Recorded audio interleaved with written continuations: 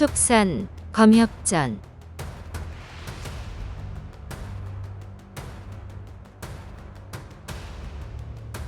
46화 자연검. 낡은 절에서 달밤에 거닐다 강씨에게 쫓기고 매화숲에서 용에게 쫓기다 보검을 손에 넣네.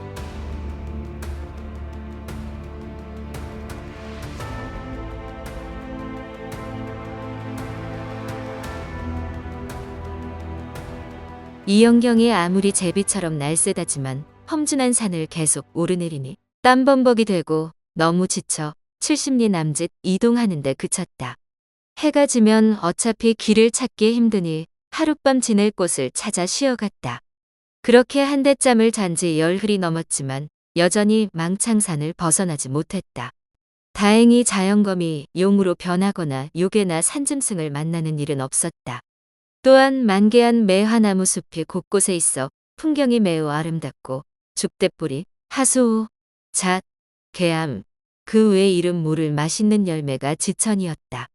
이영경은 죽대뿌리나 먹을 수 있는 열매가 보이면 하루 이틀 굶어도 될 만큼 배부르게 먹은 후에 따로 한 끼 분량을 챙겼다. 여분 열매는 다시 열매를 발견할 때마다 새 것으로 바꾸었다. 여러 날 생식만 하며 원기를 보충하는 좋은 것들을 많이 먹었더니 몸이 가볍고 정신이 맑아졌다. 하지만 망창산의 끝이 보이지 않으니 언제 아미산으로 돌아갈 수 있을지 막막했다. 이때부터 마음을 굳게 먹고 평소보다 수십 리를 더 걸었다.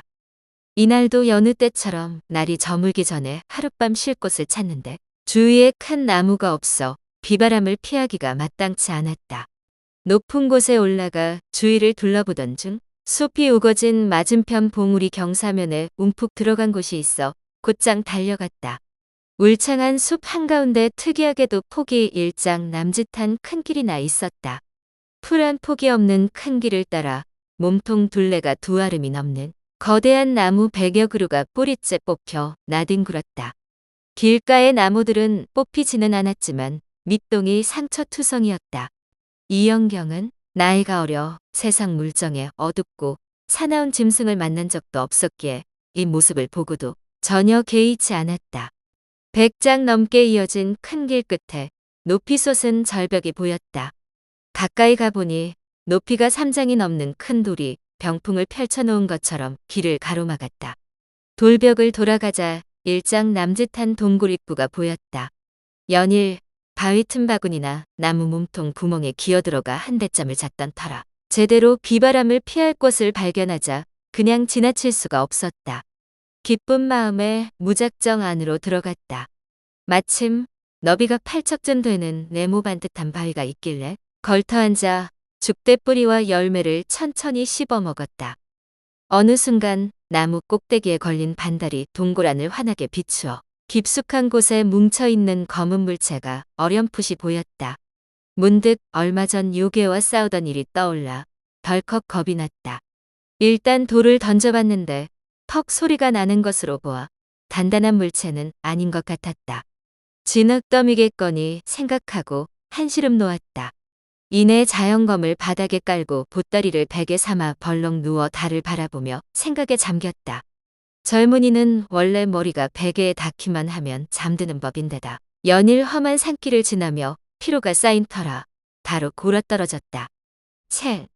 금속 마찰음이 울리자 단잠에 빠졌던 이영경이 벌떡 일어났다. 칠흑같이 어두운 가운데 바닥에서 자줏빛이 번쩍거렸다. 잠결에 뒤척였는지 자연검이 검집에서 반쯤 튀어나온 채 떨어져 있었다. 소중한 검을 검집에 잘 넣은 후 품에 꼭 안았다. 아직 캄캄한 한밤중이라 다시 자려는데 웬일인지 잠들기가 힘들었다. 눈을 감고 억지로 잠을 청했지만 온몸이 바들바들 떨리고 너무 불안했다.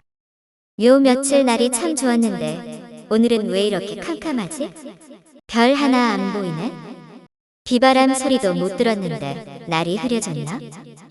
밖에 나가보려고 더듬더듬 벽을 짚으며 누운 자리에서 멀지 않은 입구 쪽으로 움직였다. 채! 금소금이 또 한 번 울리더니 자줏빛 검광이 일장 가까이 뻗어나갔다. 이영경은 거미 용으로 변해 날아가는 줄 알고 깜짝 놀랐다. 밖으로 나가려다 급히 돌아와 검을 낚아챘다. 어찌된 일인지 다시 검집에서 반쯤 튀어나와 있었다. 귀신이 곡할 노릇이었다.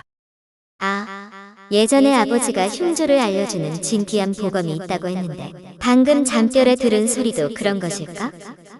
혹시 오늘 밤 무슨 안 좋은 일이 생긴다는 뜻인가? 이영경이 친구를 대하듯 자영검에게 말했다.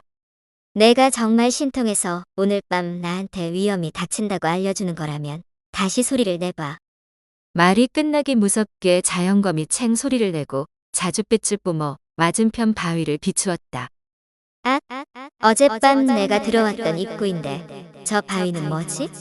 이상하네. 가까이 가보니 입구를 완전히 막아버릴 만큼 큰 바위였다. 있는 힘껏 밀어보았지만 어찌나 크고 무거운지 꼼짝도 하지 않았다. 당황스러워 식은땀이 다 났다. 문득 고개를 돌렸는데 바닥에 한 줄기 빛이 드리워져 있었다. 이럴 수가. 작은 틈새로 새어들어온 햇살이었다. 그제야 입구가 막혀 캄캄했을 뿐 시간이 꽤 지나 이미 날이 밝았음을 알았다. 햇빛이 약하긴 해도 어렴풋이 동굴 내부가 보였다. 어젯밤 진흙더미로 착각했던 검은 물체는 들짐승의 사체였다. 사람 키만큼 쌓인 사체더미에서 키키하고 역한 냄새가 풍겼다. 입구가 막혔으니 다른 출구를 찾아야 했다. 바위 틈으로 들어오는 햇빛과 자연검 검광을 빌어 동굴 안을 훑기 시작했다. 그러나 내부를 한 바퀴 돌고서야 한쪽 끝이 막힌 동굴임을 알았다. 도관에 든 쥐라고 생각하니 너무 절망스럽고 불길함이 엄습하면서 더 두렵고 초조했다. 바위에 걸터앉아 빛이 새어들어오는 입구를 바라보며 골똘히 생각에 잠겼던 이영경이 갑자기 제 머리를 쥐어 박았다. 이런 바보 같으니 난 높든 낮든 어디든 갈 수 있는데 뭐가 걱정이야? 바위 틈으로 기어나가면 되지.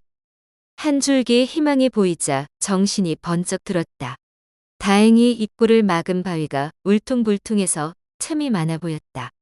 팔을 쭉 뻗고 훌쩍 뛰어올라 틈새 근처에 매달렸다. 하지만 가장 넓은 부분도 직경이 4촌을 넘지 않아 겨우 바깥을 내다볼 수 있을 뿐 탈출은 어림도 없었다. 희망이 사라지니 더 초조했다.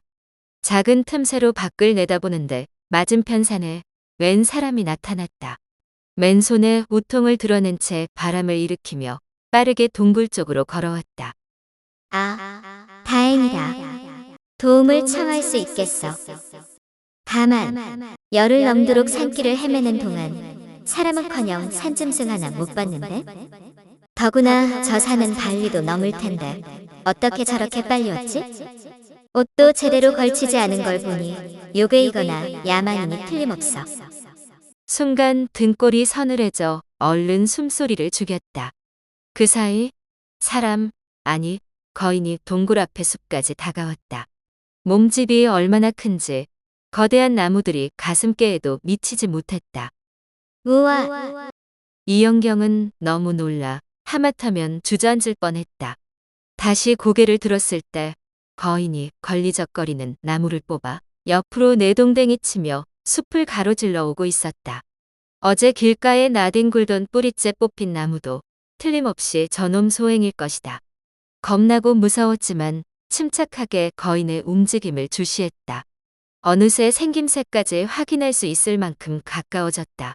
사람과 똑같이 생긴 놈은 정말 어마어마하게 컸다. 머리는 대형 항아리만큼 크고 사발만 한 왕눈에서 초록빛이 번뜩였다. 들창코 길이만 2척은 되고 시뻘건 입술 사이로 튀어나온 뻐드렁니 4개가 위아래로 맞물렸다.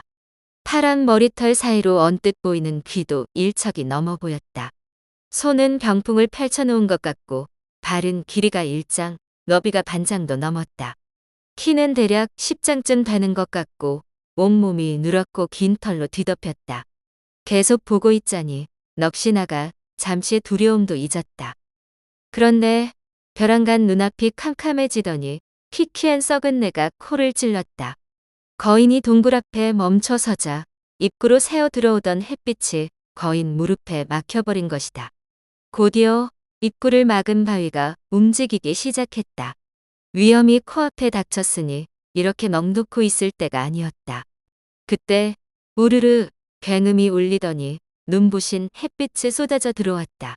거인이 입구를 막았던 바위를 치워버린 것이다. 재빨리 몸을 날려 몸을 숨긴 뒤 상황을 지켜보았다. 거인이 동굴 입구로 머리를 쑥 집어넣고 초록빛 눈을 뒤룩거렸다. 그러고는 이빨을 드러내며 섬뜩하게 웃었다. 이영경이 너무 무서워 납작 엎드린 채 숨을 죽였다. 다행히 거인은 몸집이 큰 탓에 더는 들어오지 못하고 머리를 훅 뺐다. 하지만 끝이 아니었다. 이번에는 2장이 넘는 긴 팔뚝이 쑥 들어오더니 황소 장단지처럼 두껍고 털이 수북한 손가락을 쫙 펼쳤다. 홍비백산한 이영경이 거인의 손가락 사이로 빠져나가 왼쪽 구석으로 몸을 날렸다. 거인은 아무것도 잡히지 않자 동굴 안을 마구 휘저었다. 이제 이영경도 두려워할 때가 아니었다. 몸집이 작고 날쌘 덕분에 거인의 손가락 사이를 잘 빠져나갔다. 그렇게 한참 동굴을 휘젓던 거인이 갑자기 손을 거두었다.